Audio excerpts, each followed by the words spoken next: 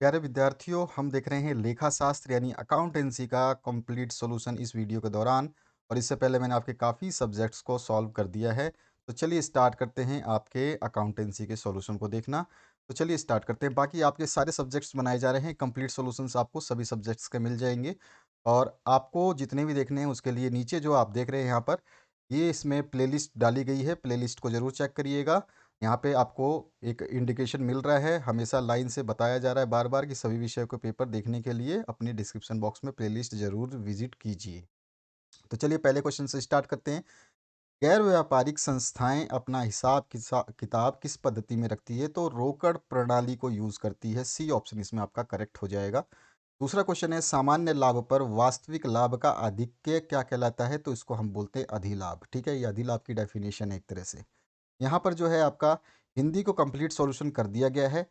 Description box में playlist है, उसके अंदर जाते ही आपको सारे सब्जेक्ट्स मिल जाएंगे। बायोलॉजी कंप्लीट करा दिया गया है आपका, इंग्लिश कंप्लीट करा दिया गया है आपका, पॉलिटिकल साइंस भी कंप्लीट करा दिया गया है आपका, ज्योग्राफी आपका कंप्लीट करा दिया गया है, फिजिक्स आपका कंप्लीट करा दिया गया है। तो जो भी आप आर्ट्स कॉमर्स साइंस के स्टूडेंट्स, अपने दोस्तों को आप रेफ़र ज़रूर करिएगा। केमिस्ट्री करा दिया गया है और अकाउंट्स आप देख रहे हैं। इसके बाद में नेक्स्ट सब्जेक्ट आपका बनाया जा रहा है, उसको अपलोड किया जाएगा। तो इस तरह से आपके सारे सब्जेक्ट्स बनाए जा रहे हैं और हर वीडियो में बताया जाता है कि कौन कौन से सॉल्यूशंस आपके अपलोड कर दिए गए हैं। अगले क्वेश्चन की बात करें तो इसमें पूछा गया है ख्याति है। तो यहाँ पर एक एक ऑप्शन ऐसा नहीं है कि अमूर्त संपत्ति, ख्याति एक अमूर्त संपत्ति है जो कि इसमें ऑप्शन नहीं है, लेकिन ख्याति एक एक स्थायी संपत्ति है। तो बी ऑप्शन आपका जो है करेक्ट हो जाएगा इसमें। ठीक है, इसके बाद में नेक्स्ट जो क्वेश्चन है, कंपनी के ऋण पत्रधारी किस श्रेणी में आते हैं? तो ये लेनदार होते हैं। ठीक है, लेनदार श्रेणी में आते हैं ये। इसके बाद में नेक्स्ट क्वेश्चन है, कौन सा वित्तीय विवरणों के विश्लेषण का उपकरण नहीं है? तो तलपट जो है वित्तीय विश्लेषण का उपकरण नहीं है।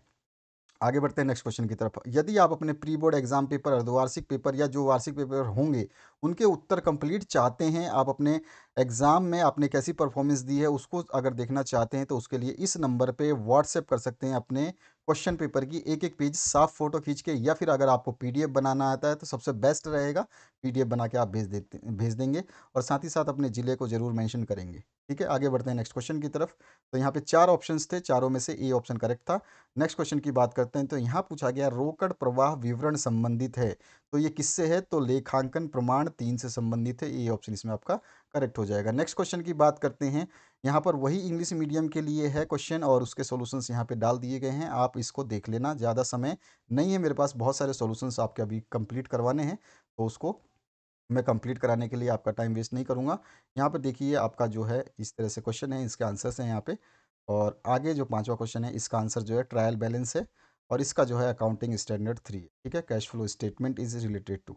इसके बाद में आते हैं हम पहले क्वेश्चन। आपका जो पहला पासवर्ड है पीडीएफ का, उसको आप ध्यान रखेंगे। पहला पासवर्ड जो है आपका 66 है, ध्यान रखना है आपको। 66 जो है आपका पहला पासवर्ड है, बता दिया है मैंने। इसी तरह से स्टेप दूसरे में आपका दूसरा पासवर्ड बताया जाएगा। 3 स्टेप में आपके कंप्लीट पासवर्ड बताए जाएंगे। पहले स्टेप में आपने पासवर्ड देख लिया, 66 है आपका पासवर्ड। अगले क्वेश्चन की बात करते हैं। अगला क्वेश्चन है, रिक्त स्थानों की पूर्ति करना है। तो प्राप्ति भुगतान खाता खालिस्तान व्यवहारों का सारांश है, तो ये रोकड़ व्यवहारों का सारांश है। ठीक है, इसके बाद में साझेदारी ठहराव में परिवर्तन साझेदारी फर्म का पूर्ण गठन कहलाता है। इसके बाद में नेक्स्ट है, साझेदारी में साझेदारों का दायित्व असीमित होता है। नेक्स्ट क्वेश्चन है आपका, दायित्व में कमी फर्म का जो है वो लाभ होता है। दायित्व में कमी होगी तो फर्म का लाभ होगा। अंशहरण खाते का शेष जो है पूंजी संचयन खाते में हस्तांतरित किया जाता है। और नेक्स्ट है जो है आपका पूर्व अधिकार अंशों पर लाभांश की दर निश्चित होती है। ठीक है, आपका पूर्व अधिकार अंशों पर याद रखना है आपको। इसके बाद में नेक्स्ट जो है, विक्रय अनुपातों को खालिस्तान अनुपात भी कहते हैं, तो इसको आवर्त अनुपात कहा जाता है। ठीक है, आगे बढ़ते हैं इसके नेक्स्ट क्वेश्चन की तरफ, जो कि इंग्लिश मीडियम के लिए। तो यहाँ पे मैंने डाल दिया है इसको, कैश आप यहाँ पे फिलअप करेंगे। कैश ट्रांसलेशन कहते हैं हम, समरी ऑफ कैश ट्रांसलेशंस। इसके बाद में यहाँ पे रिकंस्टिट्यूशन ऑफ फर्म हो जाता है जब आपका चेंज होता है पार्टनरशिप एग्रीमेंट। उसके बाद में partnership in the partnership liability of the partner is unlimited, unlimited liabilities होती हैं। और decrease in liability is a profit for an firm. और उसके बाद में आपका balance of share for futured account is, यहाँ पर जो हो जाएगा आपका कैपिटल रिजर्व। ठीक है, कैपिटल रिजर्व अकाउंट। और यहाँ पे प्रेफ़रेंस शेयर जो है ये आएगा आपका, ठीक है? समता मत लिख देना, समता में आपका चेंज होता है, फिक्स नहीं होता। और टर्नओवर रेशियो कहलाता है आपका, जो रेशियो सेल्स वाला होता है उसको टर्नओवर रेशियो भी कहते हैं, ठीक है? यहाँ पे हो गया। अब आते हैं मैचिंग पे। तो यहाँ पर है आपका मैचिंग वाला, इसमें आपको कैसे क्या मैच करना है, तो देखिए विघटन के पश्चात प्रथम भुगतान जो है वो तृतीय पक्ष को दिया जाता है, यहाँ पर ई ऑप्शन करेक्ट हो जाएगा। नेक्स्ट क्वेश्चन की बात करें तो यहाँ पे पूछा गया साझेदार की मृत्यु पर उसके हिस्से का भुगतान जो है कानूनी उत्तराधिकारी को दिया जाएगा, तो सी ऑप्शन इसमें आपको मैच कर देना है। इसके बाद नेक्स्ट जो क्वेश्चन है, इसमें फर्म का आंतरिक दायित्व जो है ये आपका साझेदार का ऋण जो होता है इस पे होता है। दूसरा है फर्म का बाहरी दायित्व जो है वो होता है बैंक ऋण, ठीक है। इसके बाद नेक्स्ट जो क्वेश्चन है, साझेदारी संलेखन बनाना अनिवार्य नहीं है, कंपल्सरी नहीं है ये, ठीक है। उसके बाद में आपका आता है साझेदारी में लाभों को बांटना जो है अनिवार्य है। ऑब्वियस सी बात है, जब साझेदार है अगर लाभ हुआ है तो उसको बांटना पड़ेगा, ऐसा नहीं है कि लाभ को आप रख लें। तो आगे बढ़ते हैं नेक्स्ट क्वेश्चन की तरफ। इसी का इंग्लिश वर्जन नीचे दिया गया है, इसको आप मैच कर लेना इसी तरह से जैसे यहाँ पे मैच किया गया है, वैसे ही यहाँ पे मैच करना है। ऑप्शन सेम टू सेम है, ठीक है। समय की कमी वजह से मैं थोड़ा सा अभी आपके मैच नहीं कर पाए। यहाँ पर विशेष विशेष कार्य के लिए प्राप्त दान जो है क्या कहलाता है, तो उसको हम विशिष्ट दान या स्पेशल डोनेशन कहते हैं। और इसको अगर हम अकाउंटेंसी लैंग्वेज में कहें तो इसको हम बोलते हैं पूंजीगत प्राप्तियां या कैपिटल रिसिप्ट्स, ठीक है। इसके बाद है बैंक अधिविकर्ष प्राप्ति भुगतान खाते के किस पक्ष में दिखाया जाता है, तो क्रेडिट पक्ष में दिखाया जाता है। इसके बाद में अधिक अंकित मूल्य से अधिक मूल्य पर अंशों का निर्गमन क्या कहलाता है, तो अधिक अधिमूल्य पर निर्गमन कहलाता है, अधिमूल्य पे निर्गमन। उसके बाद में वे ऋण पत्र जो अंश में बदले जा सकते हैं क्या कहलाते हैं, तो परिवर्तनीय ऋण पत्र कहलाते हैं। उसके बाद में है वह पूंजी जिससे अधिक अंशों का निर्गमन कंपनी द्वारा नहीं किया जा सकता, वो होती है आरक्षित पूंजी। उसके बाद में नेक्स्ट जो है इसमें पूछा गया है प्रस्तावित लाभांश को कंपनी के चिट्ठे में किस शीर्षक के अंतर्गत दिखाया जाता है, तो चालू दायित्व के अंदर दिखाया जाता है, ठीक है। एक आपके लिए क्वेश्चन छोड़ रहा हूं और मैं चाहूंगा कि इसका कमेंट में आप आंसर दे। वो ये है क्वेश्चन कि कंपनी की स्थापना करने वाले व्यक्ति को क्या कहते हैं। ये बड़ा अच्छा क्वेश्चन है और सिंपल क्वेश्चन है, मेरे हिसाब से सभी को पता होना चाहिए और सभी कमेंट में जरूर मुझे इस आंसर का रिप्लाई करेंगे। आगे बढ़ते हैं नेक्स्ट क्वेश्चन की तरफ, ठीक है। ये आपके क्वेश्चन है इंग्लिश मीडियम वाले, और इंग्लिश हिंदी मीडियम में मैंने यहाँ आंसर दे दिया, आप इसको इंग्लिश में भी चेक कर सकते हैं, ठीक है। आगे बढ़ते हैं नेक्स्ट क्वेश्चन की तरफ। नेक्स्ट जो क्वेश्चन है उसकी तरफ मूव करेंगे और सब कुछ देखेंगे ध्यान से। पीडीएफ का पासवर्ड इसी वीडियो के दौरान बताया जाएगा, तो बिल्कुल भी तहस महस मत होना, स्किप एक सेकंड भी मत करना। पहला क्वेश्चन है प्राप्ति भुगतान खाते में केवल पूंजीगत मदे ही लिखते हैं, तो ये फॉल्स है, असत्य वचन है। प्रीमियम एक पूंजीगत लाभ है, तो बिल्कुल सही बात है, पूंजीगत लाभ है, ये ट्रू है। और ऋण पत्र अल्पकालीन ऋण की प्रकृति के होते हैं, तो ये फॉल्स है, अल्पकालीन नहीं होते हैं ये। कंपनी के चिट्ठे को क्षैतिज रूप में बनाया जा सकता है, तो ये भी फॉल्स है आपका, ठीक है। बनाया दोनों जा सकता है लेकिन अभी फिलहाल इसका ऐसा कोई स्टैंडर्ड नहीं है। इसके बाद में आकस्मिक दायित्वों को दायित्व पक्ष के योग में सम्मिलित किया जाता है, तो ये ट्रू है, आकस्मिक घटना को करते हैं। और वित्तीय विवरण व्यवसाय की शोधन समझा के क्षमता के सूचक हैं, तो ये भी सत्य वचन है। तो पहला आपका असत्य, फिर सत्य, फिर असत्य, असत्य, फिर सत्य, सत्य, ठीक है। आगे बढ़ते हैं नेक्स्ट क्वेश्चन पे, यहाँ पर भी आप वही कर लेना। आपका जो 6 नंबर क्वेश्चन है इसमें पूछा गया पेशेवर व्यक्ति किसे कहते हैं, तो वह व्यक्ति जो अपने विशिष्ट ज्ञान और कौशल की सहायता से दूसरों की सेवा कर आय कमाता है, पेशेवर व्यक्ति कहलाता है, जैसे डॉक्टर, वकील, इंजीनियर इत्यादि। प्रवेश शुल्क किसे कहते हैं ये भी आप बता सकते हैं। अगला है साझेदारी की 2 विशेषताएं आपको बतानी है। तो साझेदार की मुख्य विशेषताएं 2 की जगह हमने 5-6 लिखी, ताकि आपको जो याद करना है कर लीजिए। कम से कम इसमें 2 सदस्य होने चाहिए, डिस्क्रिप्शन यहाँ पे दे दिया है मैंने क्यों, क्या है और ज़्यादा से ज़्यादा कितने। वैध व्यवसाय होना चाहिए, फर्म का संचालन और असीमित दायित्व और फर्म का एजेंट, ये 5 है। पाँचों में से आप कोई भी 2 लिख सकते हैं, 3 लिख सकते हैं, क्योंकि यहाँ पर आपसे केवल 2 पूछी गई है, लेकिन अगर बड़ा क्वेश्चन आ जाए 4 नंबर में पूछ ले तो आपको 5-6 याद होनी चाहिए, और ये चीज़ें याद होना ज़रूरी भी है, ठीक है। ये आंसर आपके सामने है और इसको मैंने बता भी दिया, कम से कम 2 सदस्य होने चाहिए, या फिर वैध व्यवसाय होना चाहिए, या फिर फर्म का संचालन जो है उसके अनुसार होना चाहिए, और असीमित दायित्व और फर्म का एजेंट। अगला जो क्वेश्चन है त्याग अनुपात क्या है, सैक्रिफाइसिंग रेशियो बताना है। तो त्याग अनुपात नए साझेदार के पक्ष में पुराने साझेदार अपने अपने हिस्से का जिस अनुपात में त्याग करते हैं, यानी कि जो जो चीज़ें मैं आप और कुछ लोग हैं, जैसे कि हम 5 लोग हैं और अचानक से नया साझेदार छठा यूज़ हमारे शामिल हुआ हमारे अंदर, तो हम पाँचों मिलके जिस जिस जिस रेशियो में उसको देंगे, वही हमारा त्याग अनुपात कहलाता है। तो यही इसकी डेफिनेशन। अगले क्वेश्चन की बात करें, तो साझेदार के नेतृत्व होने के 2 कारण, निवृत्त होने के 2 कारण, यानी कि जब रिटायरमेंट लेता है तो उसके क्या कारण हैं, ये आप बता सकते हैं। तो कई कारण होते हैं, तो यहाँ पर हमने जो कारण बता रखे हैं, देखिए साझेदार की वृद्धावस्था जो है वो एक कारण हो सकता है। साझेदार की अस्वस्थता या असमर्थता भी हो सकती है। परस्पर मतभेद अगर हो जाए हमारा, जैसे मेरे साथ कोई पार्टनर है उसके साथ बिगड़ जाए, तो भी ये हो सकता है निवृत्त उसको।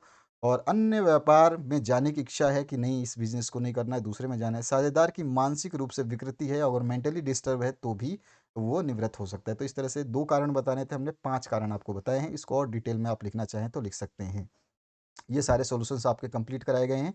इनको आप डिस्क्रिप्शन बॉक्स में देख सकते हैं। नीचे नोटिफ़िकेशंस आपको दिखाई दे रही होगी स्क्रीन पे चलती हुई, उसमें बताया गया है कि डिस्क्रिप्शन बॉक्स में ज़रूर चेक करें। प्रश्न नंबर 10 जो है, इसमें पूछा गया है साझेदारी फर्म के विघटन से क्या आशय है? तो देखिए, भारतीय साझेदारी अधिनियम 1932 की धारा 39 के अनुसार फर्म के समस्त साझेदारों के बीच साझेदारी समाप्त हो जाने को फर्म का विघटन कहते हैं। जब एक या कुछ साझेदारों के मध्य साझेदारी संबंध समाप्त होता है अथवा एक या कुछ साझेदार फर्म से अलग हो जाते हैं, तो साझेदारी का विघटन कहलाता है या उसको कहते हैं। ये इसका सॉल्यूशन हो गया। आगे बढ़ते हैं नेक्स्ट क्वेश्चन की तरफ। इसमें आपका दूसरा अथवा पार्ट है, इसको भी आप कर सकते हैं। न्यायालय द्वारा फर्म के विघटन की किन्हीं 2 परिस्थितियों को लिखना है आपको। अगला है अनुपातिक आवंटन क्या है और अन्य अभिधान क्या है, ये भी आपको बताना है। तो जब प्रस्तावित या आमंत्रित अंशों की तुलना में अंशों के क्रम हेतु कम आवेदन प्राप्त हों, तो इसे अल्प अभिदान कहा जाता है। ठीक है, और अभिदान को ही अन्य अभिदान भी कहते हैं। ठीक है, अंडर सब्सक्रिप्शन भी बोलते हैं। अभिदान को क्या बोलते हैं? Under subscription. यहाँ पे अन्य लिखा है तो इसमें कन्फ्यूज़न मत होना, कन्फ्यूज़ मत करना अपने आप को। और जैसे कि एक 10,000 अंशों के निर्गमन होने पर 9,000 अंशों के लिए हो आवेदन प्राप्त होना, के लिए ही आवेदन प्राप्त होना, यहाँ पे ही कर लेना इसको। ठीक है, 10,000 निर्गमन होने पर आपको 9,000 अंशों के लिए ही आवेदन प्राप्त होना। जैसे इस तरह से हम इसका एग्जाम्पल दे सकते हैं। बाकी ये डेफिनेशन एक लाइन की है। अगले क्वेश्चन में समता अंश की 2 विशेषताएं आपको बतानी है और अंशों के सम मूल्य पर निर्गमन से क्या आशय, ये आपको बताना है। तो समता अंशों की बहुत सारी विशेषताएं, 2 की जगह हमने 6 लिखी है। इसमें पहला है, समता अंशधारियों को कंपनी की सामान्य लाभ में प्रति यानी वोट देने का अधिकार होता है। समता अंशधारी कंपनी के संचालक मंडल यानी बोर्ड ऑफ डायरेक्टर का चुनाव करते हैं। समता अंशधारी कंपनी की नीतियों का निर्धारण करते हैं। सामान्य परिस्थितियों में समता अंशधारियों की पूंजी का कंपनी के जीवन काल में भुगतान नहीं होता है। समता अंशधारियों को दिए जाने वाले लाभांश यानी डिविडेंड की दर जो है निश्चित नहीं होती है, फिक्स नहीं होती है, वो चेंज हो सकती है। और समता अंशधारी कंपनी पर पूंजी के पूर्ण भुगतान यानी रीपेमेंट के लिए दावा नहीं कर सकते हैं। तो ये सारे के सारे मुख्य विशेषता हैं। इसमें से केवल आपको यहाँ पे 2 ही लिखने थे, हमने आपको 5-6 बताए हैं। आपको जो अच्छा लगता है वो याद करिए। मैं तो कहूँगा मैक्सिमम याद करिए, अपने आप 4 याद रह जाएंगे, 5 याद रह जाएंगे, 3 याद रह जाएंगे अगर सारे याद करते। ठीक है, तो यहाँ पर आपका 12 नंबर क्वेश्चन हो गया। आगे बढ़ते हैं नेक्स्ट क्वेश्चन की तरफ। क्वेश्चन नंबर 13 यहाँ पूछा गया है, वाहक ऋण पत्र को समझाइए या फिर शोध्य ऋण पत्र किसे कहते हैं, ये बताना है। दोनों चीजें मैंने बता दी है। देखिए, पहला वाहक ऋण पत्र, ऐसे ऋण पत्र जिनका हस्तांतरण केवल सुपुर्दगी से होता है, यानी सुपुर्द करते हैं, किसी को देते हैं, किसी को अपना दायित्व देते हैं, वाहक ऋण पत्र कहलाते हैं। इस प्रकार के ऋण पत्रों का भुगतान इनके वाहक को किया जाता है। इस ऋण पत्र के लिए किसी भी प्रकार की कोई वैधानिक विधि का अनुसरण नहीं किया जाता। शोध्य पत्र की बात करें तो यह ऋण पत्र एक निश्चित अवधि के लिए जारी किए जाते हैं। इन ऋण पत्रों की मूल राशि का ऋण पत्र धारकों को एक निश्चित अवधि की समाप्ति पर भुगतान कर दिया जाता है। इनका शोधन वार्षिक आहरण द्वारा अथवा खुले बाजार से क्रय करके किया जा सकता है। ठीक है, इसके लिए कोई अनुसरण नहीं है, इसके लिए ये अनुसरण है। आगे बढ़ते हैं नेक्स्ट क्वेश्चन। हमने दोनों ही पार्ट इसमें डिस्कस कर लिए। 14 नंबर की बात करते हैं। वित्तीय विवरण से आप क्या समझते हैं, या वित्तीय विवरण के 2 उद्देश्य आपको बताने हैं। देखिए, वित्तीय विवरण विवरण से यहाँ पे थोड़ा सा डबल बार लिख दिया, ध्यान रखना, एक मिटा देना। ठीक है, वित्तीय विवरण से आशय उन प्रपत्रों से है जिसमें किसी संस्था से संबंधित आवश्यक वित्तीय सूचनाओं का वर्णन किया गया हो। अगर एंथोनी यानी आर एन एंथोनी के अनुसार बात करें तो इनकी डेफिनेशन कहती है वित्तीय विवरण से आशय उन विवरणों से है जो लेखा अवधि की समाप्ति पर व्यवसाय की वित्तीय स्थिति एवं व्यापारिक क्रियाओं के परिणामों को बताता है। ठीक है, तो ये इसकी डेफिनेशन हो गई। इस तरह से हम बता सकते हैं क्या आशय होता है। आगे बढ़ते हैं 15 नंबर क्वेश्चन पे।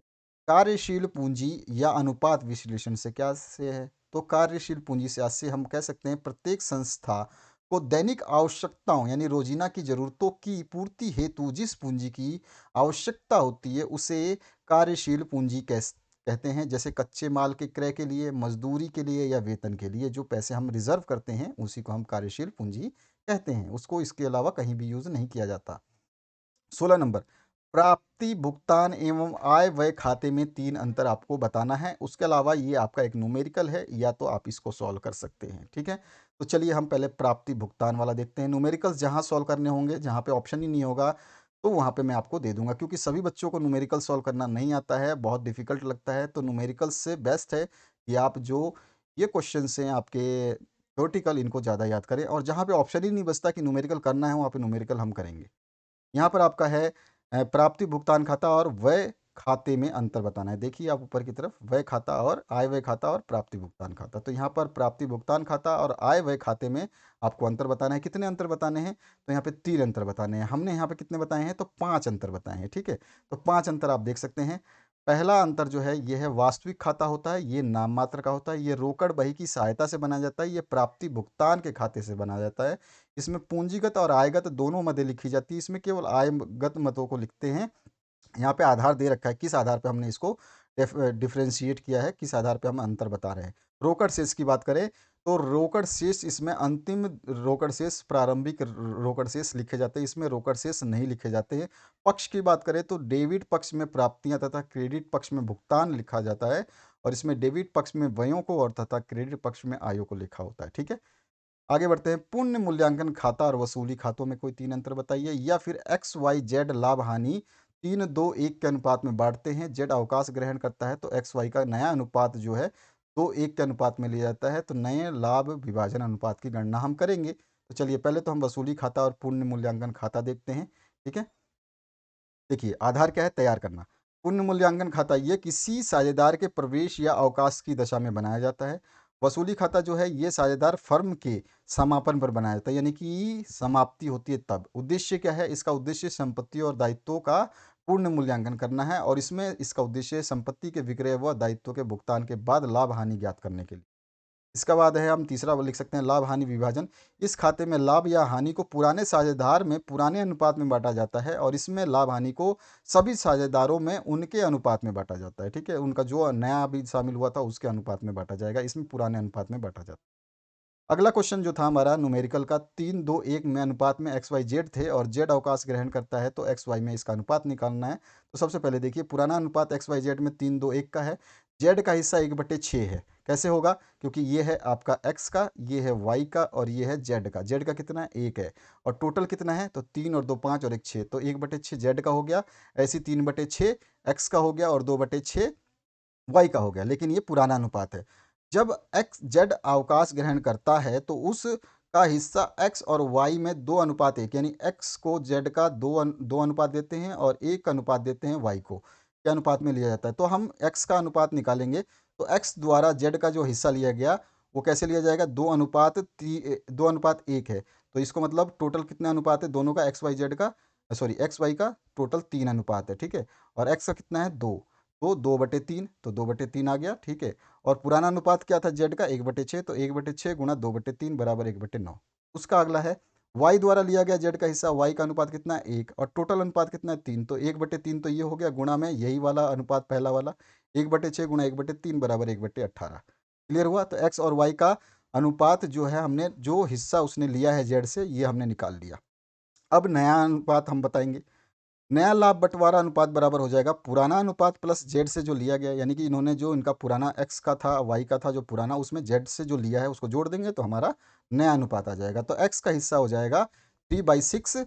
3/6 क्यों होगा? अब ये सोचोगे तो 3/6 इसलिए होगा भैया कि इसका नया हिस्से की बात हो रही है। ठीक है, और 1/9 हमारा जो है जेड से इसने लिया है, और इसका जो पुराना अनुपात था 3/6 था, मैंने स्टार्टिंग में बता दिया था। टोटल कितने हैं, देखिए 3 और 2 5 और 6। एक्स कितना है 3 और टोटल कितना है 6। तो जितने टोटल होते हैं उसी में से एक्स का हिस्सा कितना है 3, तो 6/3/6। इसी तरह वाई कितना है 2 और टोटल कितना है 6, तो 2/6। तो एक बार आएगा वाई के एक्स के लिए 3/6 और वाई के लिए आएगा 2/6। ठीक है, तो यहाँ पर 3/6 तो एक्स का हो गया, प्लस में इसका एक्स का हमने निकाला था कितना, 1:1:9।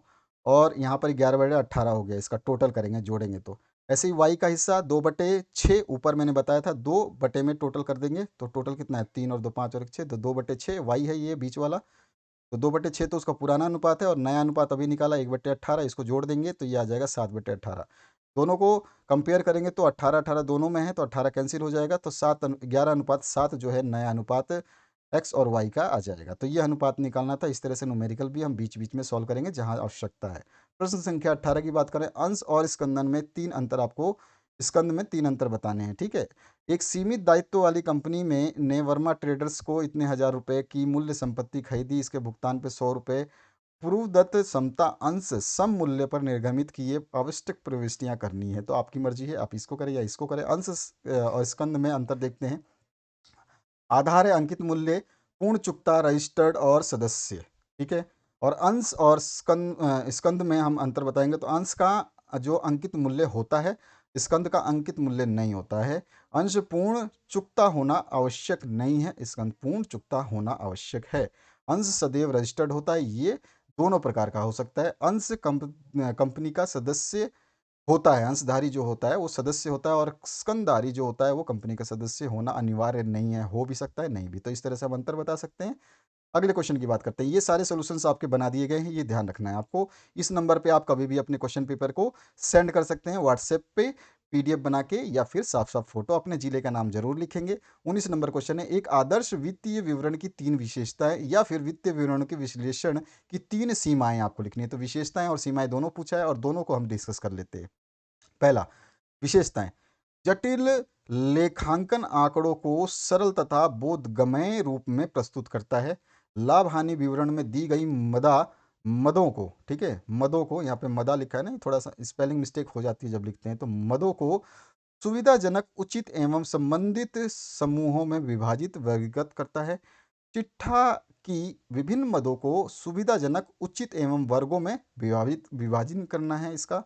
और इसके बाद में इसकी और क्या विशेषताएं हैं, विभिन्न मदों या समूहों की आपस में तुलना करना, परिवर्तनों का पता लगाना, इसके आधार पर उचित निष्कर्ष निकालना। यहाँ पे मिट मिट गया है तो इसको आप ध्यान रखना, उचित निष्कर्ष निकालना। ठीक है, और आपका विशाल वित्तीय समकों को उपयोगी सूचनाओं में परिवर्तित करना। आपको लिखने कितने थे, 3 अंक का है, तो 3 विशेषताएं लिखने थे, हमने कितनी लिखी हैं, 5। जो आपको याद करनी है पांचों में से वो आप याद कर सकते हैं।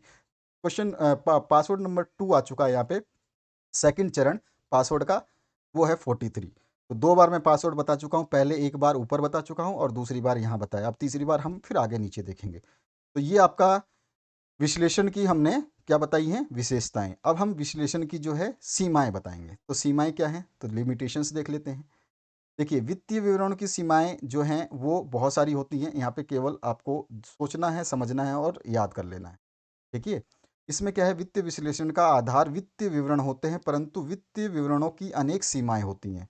ठीक है, तो अतः वित्तीय विश्लेषण भी उन सीमाओं से प्रभावित होता है। यहाँ पे सीमाओं कर लेना, जैसे कई बार वित्तीय विवरणों में दी गई सूचनाएं पूर्ण एवं यथार्थ नहीं होती हैं। इसी प्रकार वित्तीय विवरण लेखांकन की अवधारणाओं यानी कॉन्सेप्ट एवं परिपाटियों यानी कन्वेंशंस पर आधारित होते हैं। अतः इनके आधार पर किया गया वित्तीय विश्लेषण भी दोषपूर्ण होगा या हो सकता है। ठीक है, तो वित्तीय विवरणों में इसकी सीमाएं हैं। अविश्वसनीय तुलना है इसमें, अनरिलेबल कंपैरिजन हो जाता है इसमें। तो ये चीज़ आप लिख सकते हैं। पॉइंट नंबर 2 नोट कर लेना आप आराम से। ठीक है, पॉइंट नंबर 3 और पॉइंट नंबर 4 और पॉइंट नंबर 5, हमने 5 आपको जो है इसके दोष बताए हैं। आप 5 में से जो आपको इजी लगता है ना, बेस्ट लगता है, वो याद कीजिए। ऐसा नहीं है कि आपको पहले पॉइंट से अंतिम पॉइंट तक याद करना है, बिल्कुल नहीं। ठीक है, तो आप अपने हिसाब से याद करेंगे। ध्यान रखना, पासवर्ड मैंने दूसरा नंबर ये बता दिया था, इससे पहले एक पासवर्ड बता चुका हूँ, आगे और पासवर्ड डिस्कस करेंगे। विश्लेषण में 3 सीमाएँ बतानी थी और 3 विशेषताएँ। तीनों सीमाएँ की जगह हमने 5 आपको विशेषताएँ बताई थी, 5 में से कोई भी 3 ही याद करें, मैं तो कहूँगा पाँचों याद करें, एक-एक लाइन के हैं। सीमाएँ बड़ी हैं, तो आप 3 की जगह 4 याद कर लें, 5 ना याद करें तो। ठीक है, 4 याद करें, कोई भी जो आपको ईज़ी लगता है। क्लियर हुआ यहाँ तक, सभी को समझ में आ गया। अब आप आगे बढ़ते हैं नेक्स्ट क्वेश्चन की तरफ। ये आपके सामने स्क्रीन पे है, 3 सीमाएँ यहाँ पर है और 2 सीमाएँ मैंने आपको ऊपर दिखा दिया था, ये 2 सीमाएँ हैं। ठीक है? तो चलिए नेक्स्ट क्वेश्चन की तरफ मूव करते हैं। नेक्स्ट क्वेश्चन क्या बोलता है? यहाँ पे प्लांस और प्रांजल के बीच में यहाँ पे दे रखी है कुछ आपको पेमेंट्स और उसकी कंडीशंस, उसके हिसाब से ये न्यूमेरिकल सॉल्व करना है। आपकी स्क्रीन पे है, आप इसको देख सकते हैं। इसके और पार्ट की बात करते हैं। और पार्ट में है स्थायी पूंजी खाता तथा परिवर्तनशील पूंजी खाते में अंतर आपको बताना है। तो इस तरह से विषय सामग्री स्थिरता शेष चालू खाते के बीच में हम इसको अंतर कर देंगे। विषय सामग्री क्या है? तो सबसे पहले स्थायी पूंजी खाते की बात कर रहे हैं। इस खाते में केवल पूंजी का लेखा करते हैं और इसमें पूंजी के अलावा पूंजी पर ब्याज, वेतन, कमीशन, आहरण आदि सभी लिखा जाता है। स्थिरता की बात करें तो इसमें पूंजी हमेशा स्थिर रहती है, इसमें सदैव जो है ये बदलती रहती है, ठीक है, शेष के रूप में। यहाँ पे शेष जो है, इस खाते का शेष हमेशा क्रेडिट रहता है और इसमें शेष जो है डेबिट भी हो सकता है। चालू खाते की बात करें तो इस खाते को बनाने के बाद चालू खाता बनाना आवश्यक है और इसमें चालू खाते बनाने की आवश्यकता नहीं होती है। 4 से हमने देख लिया अंतर। अब 21 नंबर क्वेश्चन है। एक फर्म का औसत लाभ जो दे रखा है, सामान्य लाभ 10% है, फर्म की संपत्तियां 3 लाख है, दायित्व है 1,25,000, अधिलाभ 2 वर्षों के क्रय के आधार पर आपको बताना है गुडविल। ठीक है, इसी का अ ब स जो है अनुपात में बांटते हैं, उनकी कुछ यहाँ पे कंडीशंस दे रखी है, इसके हिसाब से ये न्यूमेरिकल करना है। तो ये आपके पास क्वेश्चन पेपर तो ऑब्वियस सी बात है होगा, और नहीं है तो डिस्क्रिप्शन बॉक्स में मैं लिंक दूंगा, वहाँ से आप डाउनलोड करोगे ही। पीडीएफ का पासवर्ड आपको पता ही चल रहा है इस वीडियो के दौरान। ये सारे सॉल्यूशंस आपके बना दिए गए हैं। तो चलिए इसके सॉल्यूशन देखते हैं, कौन सा आपका 21 नंबर का फर्म का औसत लाभ वाला। ठीक है, तो चलिए आगे बढ़ते हैं, इसके क्वेश्चन को देखिए। एवरेज प्रॉफिट दे रखा है 25,000, क्वेश्चन पेपर आपके पास होगा, देख लेना। यहाँ पर क्वेश्चन ऊपर है इसलिए मैं आपको यहाँ पे बता देता हूँ। देखिए पहले एक बार बता देता हूँ। एवरेज जो औसत लाभ जो है वो 25,000 है। लाभ का जो दर है वो 10% है। संपत्तियां जो है 3 लाख है और दायित्व लाइबिलिटीज जो है 1,25,000 है। ठीक है, 2 वर्षों का क्रय आधार पर ख्याति का मूल्य ज्ञात करेंगे। ठीक है, सुपर प्रॉफिट परचेज ज्ञात करेंगे। तो चलिए, एवरेज प्रॉफिट दिया है आपको जो कि 25,000 है। एसेट जो आपको दे रखा है, टोटल कितनी है एसेट आपकी? 3 लाख। लाइबिलिटीज दे रखा है 1,25,000, 1,25,000। रेट ऑफ रिटर्न दे रखा है 10%। तो ये 4 चीज़ें हमको दे रखी हैं। ठीक है, अब इन्हीं के हिसाब से हम चलते हैं इसको कैलकुलेट करने। पहला, कैपिटल एम्प्लॉयड, कितना कैपिटल एम्प्लॉयड करेंगे तो ये हो जाएगा टोटल टेंजिबल एसेट, यानी एसेट कितना है? 3 लाख रुपए। आउटसाइड लायबिलिटी कितनी है? 1,25,000। तो 3 लाख में से 1,25,000 घटा देंगे तो 1,75,000 हमारे पास बच जाएगा। तो ये हो गया टोटल एम्प्लॉयड। ठीक है, कैपिटल एम्प्लॉयड। कैपिटल कितना एम्प्लॉयड किया हमने? 1,75,000 का। नॉर्मल प्रॉफिट जो हम निकालते हैं उसके लिए फॉर्मूला यूज़ करते हैं। कैपिटल एम्प्लॉयड जो हमने निकाला है 75,000 गुणा में नॉर्मल रेट जो हमारे को 10% दे रखी थी, बटे में 100। तो 1,75,000 बटे में गुणा में 10% बटे में 100। ठीक है, तो इसको हम काट पीट देंगे तो कितना आपका आ जाएगा? यहाँ से काट दीजिए इसको, 1 0 से 1 0, 1 0 से 1 0, यहाँ पे भी 2 0 काट देते हैं। ठीक है, तो आपके पास बचा 1750। 1750 गुणा 10 तो 17,500। ठीक है, आगे बढ़ते हैं। सुपर प्रॉफिट क्या होता है? तो सुपर प्रॉफिट होता है average profit minus normal profit. अभी अभी नॉर्मल प्रॉफिट हमने 17,500 निकाला, एवरेज प्रॉफिट ऊपर ही हमको दिया गया है 25,000। ठीक है, ध्यान रखना क्वेश्चन में दिया गया था। तो हम क्या करेंगे, 25,000 में से ये जो सुपर प्रॉफिट, हम नॉर्मल प्रॉफिट हमने जो निकाला है तो इसको घटाएंगे तो हमारे पास सुपर प्रॉफिट आ जाएगा। एवरेज प्रॉफिट है 25,000, नॉर्मल प्रॉफिट है 17,500, अभी अभी भी निकाला है हमने। तो हमारे पास जो इसका आंसर आ जाएगा वो आ जाएगा यहाँ पे 7500। ठीक है, 7,500 माइनस करके देखिए, 25,000 में से 17,500 तो 7,500 बचेगा। अब गुडविल यानी कि लाइव हमें गुडविल निकालनी है, यही पूछा है हमें। देखिए क्वेश्चन को एक बार देख लेते हैं, यह क्या निकाला? गुडविल। ठीक है, तो हमें ख्याति निकालनी है। तो चलिए, ख्याति निकालने के लिए क्या होता है? सुपर प्रॉफिट इंटू 100 अपॉन में रेट ऑफ रिटर्न। तो सुपर प्रॉफिट अभी अभी भी निकाला कितना? 7500। ये रहा 7500 गुणा में 100, गुणा में 100 बटे में rate of return. Rate of return हमने लिखा हुआ है 10% है, क्वेश्चन में दिया हुआ है। बटे में 10 कर देंगे, काटेंगे पीटेंगे, कितना आएगा? 75,000 बन जाएगा ये। ठीक है ना, 75,000 बन जाएगा। ऑब्वियस सी बात है, इसको काटिए, 750 गुणा में 100 बचेगा। और आप कर सकते हैं, आप कर लेना, आपको पता है 1 ईयर का निकल गया, लेकिन यहाँ पे क्वेश्चन में पूछा गया था 2 ईयर का, तो 75,000 गुणा में 2 तो 1.5 लाख रुपए जो है हमारा इसका आंसर आ गया। ठीक है, कोई भी आपको त्रुटि लगती है कहीं पे तो हमें ज़रूर बताइएगा, कोई नुकसान नहीं है। सॉल्यूशन करते समय हो सकता है कहीं भी मिस्टेक हो जाए तो आप हमें ज़रूर रियलाइज़ करा सकते हैं, बता सकते हैं, आपका मोस्ट वेलकम रहेगा। अगला जो क्वेश्चन है, पूर्व अधिकार अंशों के किन्हीं 4 प्रकारों का वर्णन करना है, या फिर सरकार लिमिटेड का ये न्यूमेरिकल दे रखा है, इसको करना है। तो सबसे पहले हम करते हैं पूर्व अधिकार अंशों के प्रकार का वर्णन। ठीक है, प्रकारों का वर्णन। तब इसके 4 प्रकारों का इसने पूछा है, हमने 7-8 लिख दिए हैं, आपको जो याद करना है वो याद कर लेना। पहला हो जाएगा संचयी पूर्व अधिकार अंश। ठीक है, इसको आप लिख लेना, निम्न प्रकार के होते हैं तो इसको डिस्क्राइब करने की जरूरत नहीं है। यहाँ पे 2011 से 12 में लाभ होता है तो पूर्व अधिकार अंशधारियों को 2010-11 का लाभांश जो है तथा 2011-12 का लाभांश दोनों को एक साथ 2011-12 में भुगतान किया जाएगा। तो ये संचयी पूर्व अधिकार अंश होता है, इसके बारे में यहाँ समझाया गया, इसको आप पढ़ लेना। पहला पॉइंट। ठीक है, कितने प्रकार है, पहला पॉइंट मतलब पहला प्रकार। दूसरा है असंचयी पूर्व अधिकार अंश, इसको हमने 2 लाइनों में डिस्क्राइब कर दिया, बहुत ईजी तरीके से आप इसको लिख सकते हैं। तीसरा है भागयुक्त पूर्व अधिकार अंश, तो भागयुक्त जो है इसको आप इस तरह से लिख लेंगे, ये पैसेज इसका ये पैराग्राफ हो जाएगा। अगला जो आप चौथा करना चाहें तो अभागयुक्त पूर्व अधिकार अंश, तो ये चौथा हो जाएगा आपका। ठीक है, इसके अलावा आप जो याद करना चाहते हैं, जो आपको इजी लगे ना उसको याद करिएगा, टेंशन मत लेना आप। पांचवा जो है परिवर्तनशील पूर्व अधिकार अंश, इसके बारे में आप लिख देंगे। छठा जो है अपरिवर्तनीय पूर्व अधिकार अंश, तो इसके बारे में आप लिख देंगे। इसके नेक्स्ट जो है सातवां, इसमें है शोध पूर्व अधिकार अंश, तो आप इसको भी लिख सकते हैं। ठीक है, और इसके बाद में आठवां जो है अशुद्ध पूर्व अधिकार अंश, ये आप लिख सकते हैं। और भी हैं, आप उनको भी लिख सकते हैं, लेकिन ये 8 बहुत हैं। 8 में से अगर आप 6-7 भी याद करते हैं तो आपके लिए कामयाबी कदम चूमेगी, क्योंकि इस टाइप के क्वेश्चंस बहुत इंपॉर्टेंट रहते हैं, ये वाला। आगे बात करते हैं नेक्स्ट क्वेश्चन की। नेक्स्ट क्वेश्चन जो है 23 नंबर, इसमें पूछा गया आपसे निम्नलिखित से चालू अनुपात ज्ञात कीजिए। तो यहाँ पर आपको जो दिया गया है डाटा, इसके हिसाब से आपको जो है करंट रेशियो को फाइंड आउट करना है। तो यहाँ पर इंग्लिश मीडियम के लिए दे रखा है। इसी का और पार्ट जो है, निम्नलिखित सूचनाओं से स्टॉक आवर्त अनुपात की गणना करें, और विक्रय जो इसमें दे रखा है 4 लाख का, औसत स्टॉक 40,000, सकल अनुपात 10%। तो चलिए इसको करते हैं। विक्रय कितना दिया हुआ है, तो यहाँ पे देखिए विक्रय का हमें दिया गया है, विक्रय है 4 लाख, औसत स्टॉक जो दे रखा है वो दे रखा है 40,000, और लाभ अनुपात दे रखा है 10%। ठीक है, तो सकल लाभ अनुपात जो है 10%। तीनों चीज़ें हमने लिख ली। इन्हीं तीनों चीज़ों से हम कार्यक्रम शुरू करेंगे और ख़त्म भी कर देंगे। चलिए, पहला सकल लाभ। सकल लाभ क्या होता है, जो आपका विक्रय है उसका कितना परसेंट दिया हुआ है, तो 10%, तो सकल लाभ निकाल लेते हैं। तो सकल लाभ बराबर कितना हमारे पास अमाउंट आ जाएगा, तो 4 लाख गुणा में आपका 10% बटे में 100, तो 40,000 जो है हमारे पास सकल लाभ मिला। ठीक है, 10% के हिसाब से विक्रय मूल्य से।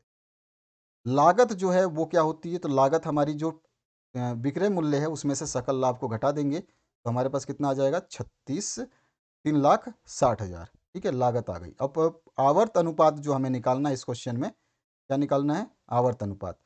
तो आवर्त अनुपात के लिए क्या करेंगे, हम सिंपली ये जो आपका 3,60,000 जो अमाउंट है, ये बाई मिस्टेक लिख दिया है। ठीक है, यहाँ पर वही चीज़ लिख दिया, तो यहाँ पे इसको काट देना, आप इसको मिटा दीजिए, काट दीजिए, ध्यान रखना इसको काट देना, मैं पीडीएफ में काट दूंगा इसको। ठीक है, इसको काट दीजिए, इसको नहीं रखना है। आवर्त अनुपात होता है लागत बटे में औसत स्टॉक। लागत कितना, अभी अभी हमने निकाला, लागत 3,60,000। ठीक है, और औसत स्टॉक जो है हमारे पास ये रहा 40,000 रुपये, क्वेश्चन में दिया हुआ है। तो हम इसको बटे में 40,000 करेंगे, जीरो से जीरो, जीरो से जीरो, जीरो से जीरो, 3 जीरो कट गए, 4 जीरो कट गए, 36/4। 36/4, 9 चौक 36, 9 गुना या 9% आप इसका आंसर बता सकते हैं। तो ये आपका आंसर हुआ, और ये आपका आंसर के साथ में पूरा का पूरा कंप्लीट हुआ। साथ में पीडीएफ जो अंतिम पासवर्ड बचा हुआ था उसको लिखेंगे आप 9 इज़ द लास्ट पासवर्ड। ठीक है, यही आपका अंतिम पासवर्ड है। 3 चरणों में मैंने पासवर्ड बताया है, उन पासवर्ड को नोट कर लिया होगा आपने। और यहाँ पर आपके ये सारे सिलेबस जो कंप्लीट जो सॉल्यूशंस अवेलेबल हैं वो ये विषय हैं। इसके अलावा जो जो बनते जाएंगे हर वीडियो में बता दिया जाएगा कि आपका ये विषय भी कंप्लीट हो गया, ये भी, ताकि आप लोग ये कमेंट ना करें कि सर मेरे को फिजिक्स का बताओ, सर मेरे को केमिस्ट्री का बताओ, सर मेरे को बायोलॉजी का बताओ। भैया सारे बता दिए गए हैं, आप विजिट करिए प्लेलिस्ट, नीचे आपको मैंने एक नोटिफिकेशन डाल रखा है जो अभी स्क्रीन पर रन कर रहा है, उसमें देखिए उसमें बताया गया है कि आप अपनी प्लेलिस्ट को विज़िट करिए, डिस्क्रिप्शन बॉक्स में जाइए और प्लेलिस्ट विज़िट कर दीजिए। वहाँ पे आपको सब कुछ मिल जाएगा।